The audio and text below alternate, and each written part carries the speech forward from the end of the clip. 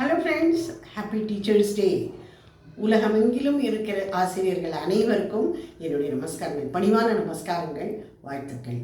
நான் சின்ன வயசில் ஹிந்தி மீடியமில் தான் படிச்சிருக்கேன். கபீர்தாசர் அப்படிங்கிற மிகப்பெரிய கவிஞரோட கவிதைகள்லாம் எங்களோட பாடத்திட்டத்தில் இருந்தது. அதில் அவர் குருவை பற்றி அவர் என்ன சொல்லியிருக்காருங்கிறத பார்க்கலாமா?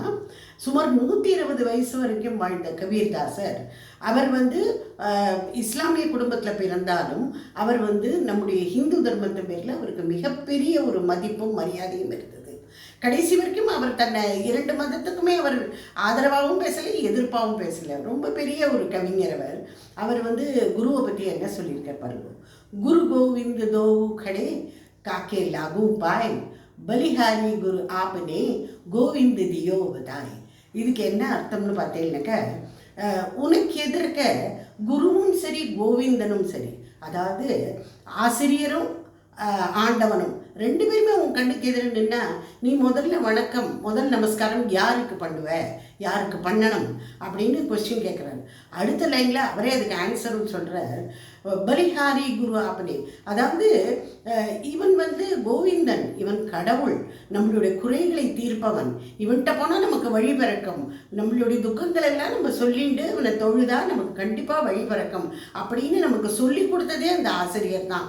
ஆண்டவனை தொழ வேண்டும் அப்படின்னு சொல்லி கொடுத்த ஆசிரியருக்கு தான் நம்முடைய முதல் வணக்கம் அப்படின்னு சொல்கிறார் கபீர்தாசர்.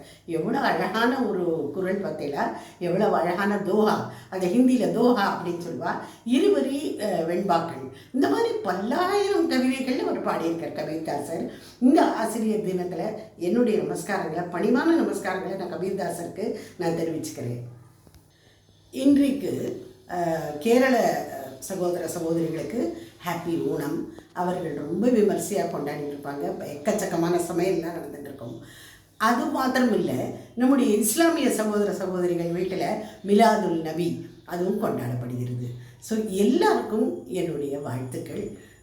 ஹாப்பி ஓணம், ஹாப்பி மிலாதுல் நபி.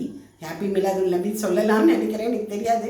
ஏதாவது தவறு இருந்தால் கண்டிப்பாக மன்னிச்சுக்கணும்னு நான் சொல்லிக்கிறேன். Okay, bye friends.